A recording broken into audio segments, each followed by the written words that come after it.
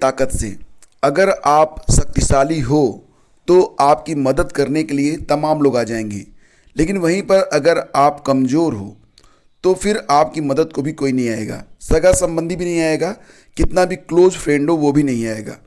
तो अपनी हालत को बदलो। सबसे पहले तो ये देखो कि क्या करना चाहिए क्या नहीं करना चाहिए। ये जो समाज सेवा में लोग पड़े रहते हैं और दूसरों के काम में अपना वक्त जाया करते हैं, यही लोग कल अगर आप अपनी सीट पर नहीं होंगे, यही लोग आपको बिल्कुल भी ना तो भाव देंगे और ना ही आपके किसी काम आएंगे। और रही बात परिस्थितियों की फ्रेंड्स, तो सिचुएशंस कभी भी आपके फेवर में नहीं रहेगी। हमेशा आपको जो है कम समय या फिर व्यस्तता का बहाना लगा रहेगा। तो जो कमज़ोर होते हैं वही किस्मत का रोना रोते हैं, जिन्हें उगना होता है वो पत्थर का सीना चीर कर भी उगाते हैं। तो उग जाइए फ्रेंड्स, क्योंकि आने वाले समय में अगर आपकी अपनी पहचान नहीं हुई तो फिर जीना मुश्किल हो जाएगा।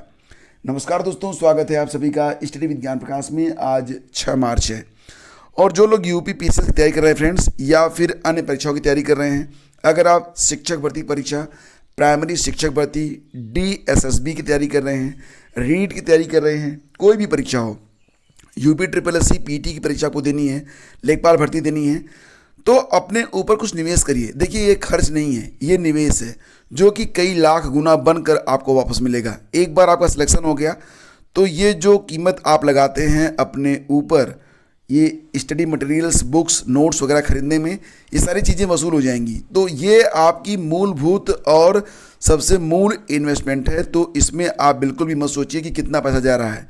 ये ज्ञान है, जितना समेटना है उसे समेट लीजिए। तो अब आपकी परीक्षाएं क्योंकि बहुत ही निकट आ रही हैं, तो करंट अफेयर बहुत ही निर्णायक रहता है। करंट अफेयर जिन लोगों का तैयार रहता है वो औरों से कुछ अंक पाकर सेलेक्ट हो जाते हैं, और करंट अफेयर की बदौलत ही बहुत लोग पीछे भी होते हैं। तो इसके लिए यहाँ पर देखिए, जो फरवरी माह की करंट अफेयर है, जनवरी माह की करंट अफेयर तो आपको पहले दे दी गई है।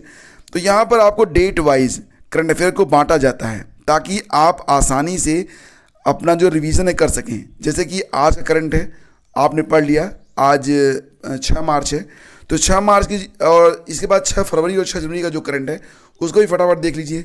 अब मोबाइल में ही पूरी किताब रहती है, तो कहीं पर भी अब आप अगर डिवोटेड रहेंगे तो कहीं पर भी आप इसे पढ़ सकते हैं। एक्स्ट्रा बुक आपको कैरी करने की आवश्यकता नहीं पड़ती है। और ये जो किताबें लिखी जाती हैं स्वयं ही आप देख सकते हैं, बहुत ही करीने से लिखी गई हैं, काफ़ी मेहनत की जाती है ताकि आपको जो वास्तविक ज्ञान प्राप्त हो सके। तो अगर इस पीडीएफ को आप लेना चाहते हैं तो वीडियो का डिस्क्रिप्शन और कमेंट बॉक्स जाके चेक कर लेना, और जिन्होंने वो पैसे बचाने हैं तो वो लोग अपने अपने पैसे बचा लें। फिर आप फ्रेंड्स आगे बढ़ते हैं और बात करते हैं पीसीएस 2021 परीक्षा के बारे में। तो मुख्य परीक्षा का जो कार्यक्रम है ये भी जारी कर दिया गया है। यूपी पीएससी बिल्कुल फॉर्म में है, परीक्षाएं ताबड़तोड़ करवा रहा है। तो यहाँ पर अब पीसीएस 2021 की जो मुख्य परीक्षा होनी है, इसके लिए भी आयोग ने अपना जो कार्यक्रम है इसे जारी कर दिया है। ये परीक्षाएँ 23 से 27 मार्च तक होंगी, और जैसा कि आप सभी लोग जानते हैं इसमें परीक्षार्थियों की संख्या कम होती है। तो 2 पालियों में परीक्षा होती है, 9:30 से 12:30, और फिर 2 से शाम 5 बजे तक 3 जनपदों में होगी, प्रयागराज, लखनऊ और गाजियाबाद में। कुल मिला के 678 पदों पर इस साल भर्ती होनी है, और 1 दिसंबर को जारी प्रारंभिक परीक्षा के परिणाम में कुल 7,688 लोग मुख्य परीक्षा के लिए चयनित हुए हैं। तो जो कैलेंडर है वो भी आ गया है, मैं आपको कैलेंडर यहाँ पर दिखा देता हूँ। और एक कैलेंडर आप हमारे ट्विटर हैंडल पर देखिए फ्रेंड्स, मैंने एक कोशिश नहीं की है कि अब से जो लोग मुझे ट्विटर पर फॉलो करते हैं उन्हें न्यूज़ जो है सबसे पहले मिला करेगी। मतलब ये कि ट्विटर पर मैं तुरंत ही आपको जो है जब भी कोई न्यूज़ आएगी सबसे पहले वन लाइनर के रूप में वहाँ पर शेयर कर दूंगा। तो इससे आप बिल्कुल अपडेट रहा करेंगे, और ट्विटर को यूज़ करने में आपको काफ़ी फ़ायदा भी होता है। और तो ट्विटर पर अगर आप लोग नहीं हैं तो कोई बात नहीं, अगर हैं तो @स्टडी विद ज्ञान स्टडी विद ज्ञान लिख कर सर्च करिएगा। मैं आपको यहाँ पर लिख के दिखा देता हूँ। इस प्रकार से आप लोग सर्च करेंगे तो मेरी जो आईडी है वो आपको मिल जाएगी। तो ये जो लोगो है ना, जो चैनल का लोगो है, यही लोगो वहाँ पर भी लगा हुआ है, तो आप फॉलो कर लीजिएगा। तो यहाँ पर देख सकते हैं आप कि उत्तर प्रदेश लोक सेवा आयोग की विज्ञप्ति जारी की गई है मुख्य परीक्षा के दृष्टिगत, और ये जो परीक्षा होनी है इसके लिए पूरी डेट यहाँ पर आप देख सकते हैं। 23, 24, 25 और 27 को परीक्षा होनी है। तो 2 सत्रों में यानी कि 2 पालियों में परीक्षा होती है। 23 को सामान्य हिंदी और निबंध की परीक्षा है। 4 पेपर सामान्य अध्ययन के होते हैं, आप देख ही रहे हैं। तो ये परीक्षाएं सामान्य अध्ययन की परीक्षाएं जो होती हैं ये 24 और 25 को होंगी। और 27 तारीख को जो ऑप्शनल पेपर होता है, एक पेपर, उसके 2 पेपर होंगे। तो इसके लिए जो पूरा का जो कार्यक्रम है ये जारी कर दिया गया है। और देखिए फ्रेंड्स, यहाँ पर आपको पता है कि 2019 और 2020 के लिए यूपीपीएससी ने भले ही जो फाइनल आंसर की है उसको जारी कर दिया है, लेकिन मामला ये है कि अभी तक कट ऑफ अंक और मार्कशीट पहले जारी होती थी, तो इस बार भी जारी होनी चाहिए थी, लेकिन इस बार अभी जारी नहीं किया गया है। हालांकि प्रारंभिक परीक्षा के कट ऑफ और मार्कशीट जारी होने की उम्मीद जो है ये कम है, तो अभ्यर्थी अब न्यायालय जाने की तैयारी कर रहे हैं, याचिका दायर करने की तैयारी कर रहे हैं अभ्यर्थी जो हैं। यूपीपीएससी की ओर से 20 से 2018 तक प्रारंभिक परीक्षा का परिणाम जारी होने के तुरंत बाद इसका कट ऑफ और मार्कशीट जारी होता था, लेकिन आयोग ने 2019, 2020 और 2021 में भी फाइनल आंसर की जारी नहीं की थी, तो मामला कोर्ट में गया।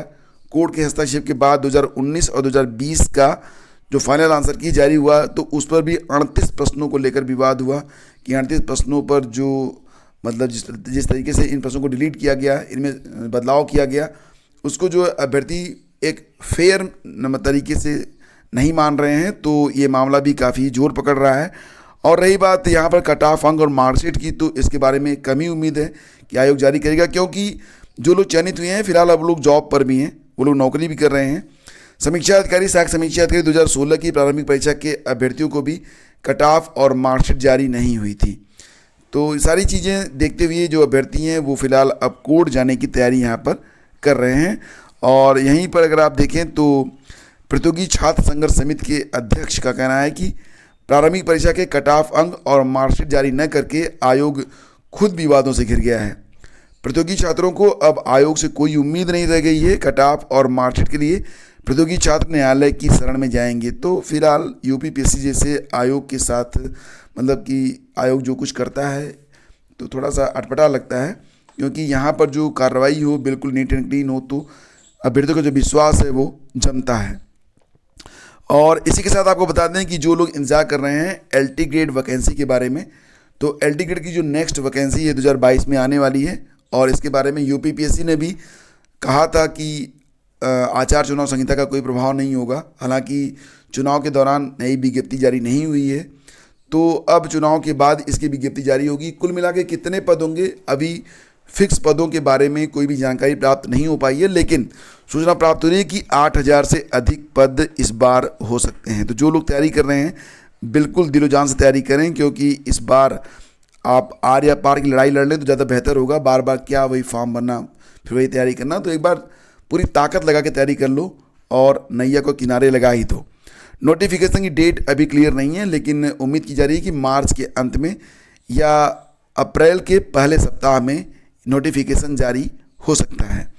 तो ये अपडेट है एलटी ग्रेड के बारे में। और वहीं पर 2021 में जो लोग टीजीटी और पीजीटी में चयनित हुए, तो बड़ी संख्या में ऐसे अभ्यर्थी हैं जिनका अभी तक समायोजन नहीं हो पाया है। फिलहाल उन्हें इंतजार करना होगा नई सरकार का। नई सरकार बनने के बाद ही अब इनका समायोजन हो पाएगा।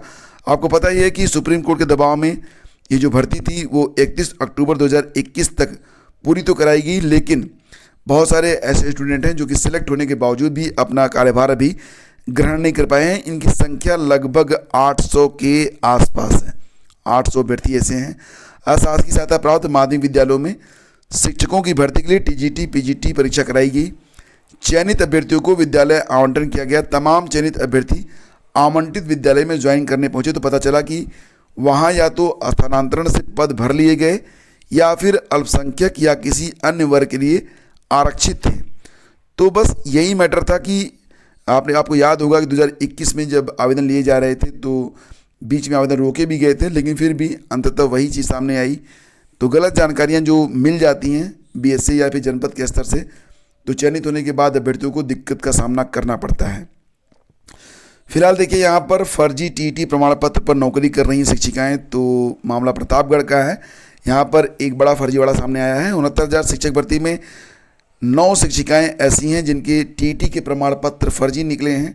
सत्यापन में खुलासा होने के बाद भी लिपिकों की मिली भगत से उन्हें वेतन भुगतान भी हो रहा है और विभागीय कर्मचारी मामले को दबाने में भी जुटे हैं।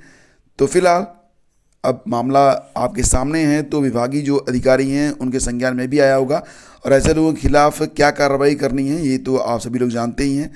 तो ऐसे लोग जो लोग सिस्टम को बिल्कुल विद्रूप कर देते हैं, कुत्सित कर देते हैं, इनके घृणित कर्मों के लिए इनको सज़ा मिलनी ही चाहिए। और वहीं पर अगर बात करें परीक्षा नियामक पीएनपी के बारे में, तो सचिव परीक्षा नियामक को नोटिस मिली है। 69,000 शिक्षक भर्ती मामले में कोर्ट के समक्ष पेश होने का आदेश दिया गया है।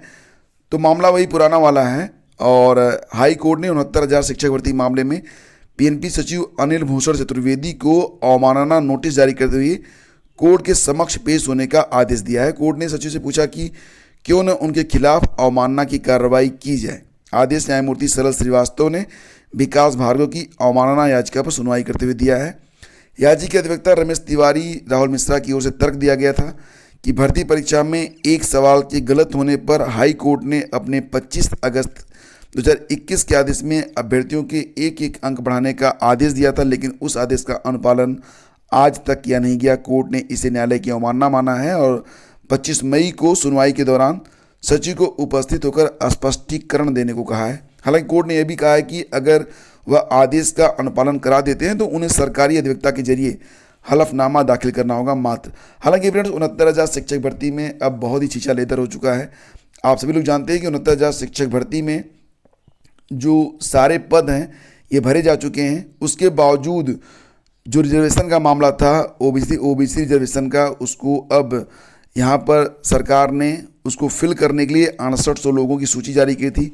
मामला कोर्ट में गया था तो कोर्ट ने ये कहा कि ये 6800 लोगों को आप 69,000 में ऐड नहीं कर सकते किसी भी कीमत पर, आपको 69,000 में ही इसे एडजस्ट करना होगा। अब जो लोग चयनित हो चुके हैं उनको कैसे बाहर निकाला जाए और ये जो 6800 चयनित हैं इनको इसी में कैसे बिना पदों के बढ़े अंदर किया जाए, और साथ ही साथ ये जो नए अभ्यर्थी जो एक अंक लेकर उत्तीर्ण होंगे अगर मेरिट में आते हैं तो फिर इनको कैसे समायोजित किया जाएगा। ये कुछ ऐसी परिस्थितियाँ हैं जो कि वाकई बड़ी अजूबी हैं।